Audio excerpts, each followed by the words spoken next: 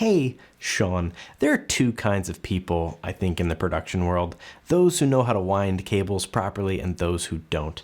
And I feel like I meet a lot of those who don't the first time that they're on set with some of us. And so I wanted to walk through quickly the right way to actually wind a cable, because this is the thing that I feel like every client, this is the first thing they offer as we're packing down of like, oh, here, I can help wind your cables. And I always have to be like, no, thank you. We'll do it. I'm real particular about it. And I'm not. It's just that there's a way to make your cables last a lot longer, and then there's other ways. And so the other ways, and this is a cable that doesn't work anymore, so I don't feel as bad abusing it. But what people do the most often, which is wrong, is either the wind it around your hand thing or the wind it around the arm thing. And either way isn't a good idea because it's putting a lot of stress on the cable.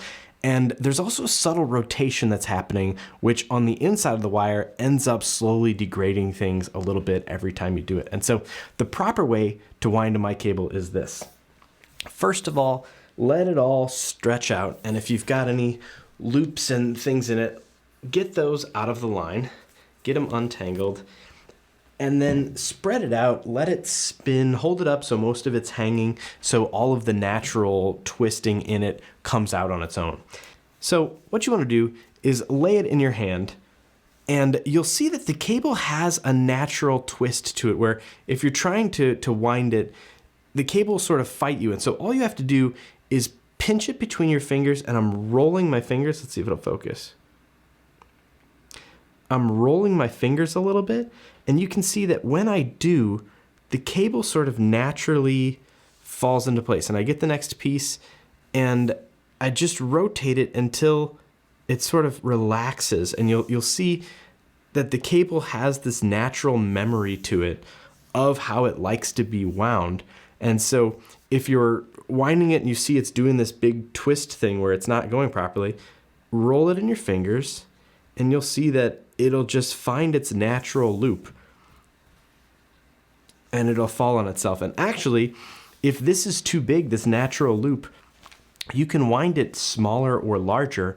You just have to twist differently, so that way it keeps the cable in its natural coil. But if I wanted to coil it smaller, I still can. And using the same little twisting method, I'm making smaller coils, but it still is keeping any twisting pressure off of the actual cable. And you get quick with it, but it really is just this little rolling, twisting motion, and you'll feel it pop into place.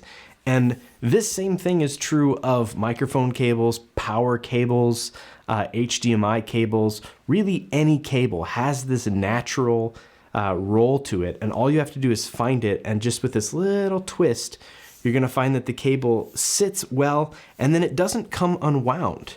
It stays happily in its little coil because this is where it wants to be. So that's how you wind a cable. And the other two little things I'd say is that after you've wound it, when you're done, use a cable tie.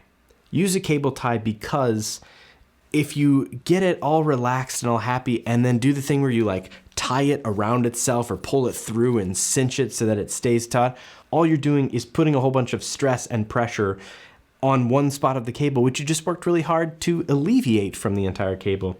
And the other thing is, don't plug the ends of the cable into themselves, because while this isn't technically bad for the cable like this, when you put this in storage, if you put this in a bag or a bin and you pack it and you stack on top of it, and most of us get pretty rough with cables once they're in their cases, if it's connected like this and you start to put pressure on this much longer connection now, you can end up bending it and breaking it and breaking the whole cable.